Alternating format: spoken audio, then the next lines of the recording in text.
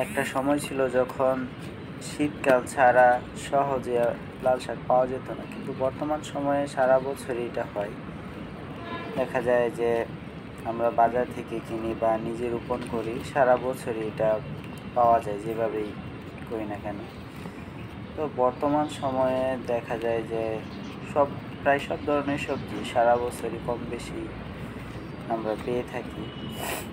তো লাল শাকটা হচ্ছে অন্যরকম একটা স্বাদের শাক, যে এটা সাধারণত যে 6 থেকে 12 ইঞ্চি লম্বা হয়। এটা খুব বেশি দিন সময় লাগে না, দেখা যায় যে 20 দিনের মধ্যেই এটা পাওয়া সম্ভব, 20 দিনের মধ্যে এটা খাওয়া যায়। তো আপনাদের যাদের ছাদ বাগান আছে তারা এরকম যে একটু বড় সবজির গাছের মধ্যে নিচে কিছু কিছু বীজ ফেলে রাখলে খুব সুন্দরভাবে হয়ে যাবে। আমার এই ক্যারেটগুলো হচ্ছে ছোট ছোট ক্যারেট।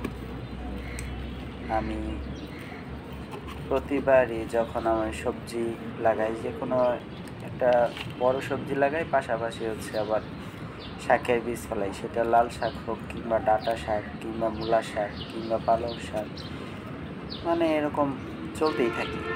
যেমন এখন টমেটো আছে, যে টমেটোর গাছের গোড়ায় এগুলো ফেলছিলাম, মাশাল্লাহ মোটামুটি 20 দিনের মধ্যেই খুব সুন্দর একটা খাওয়ার উপযোগী হয়ে গেছে। এখন এগুলো তুলে টমেটো গাছের গোড়ার মধ্যে মাটি দিয়ে দিব।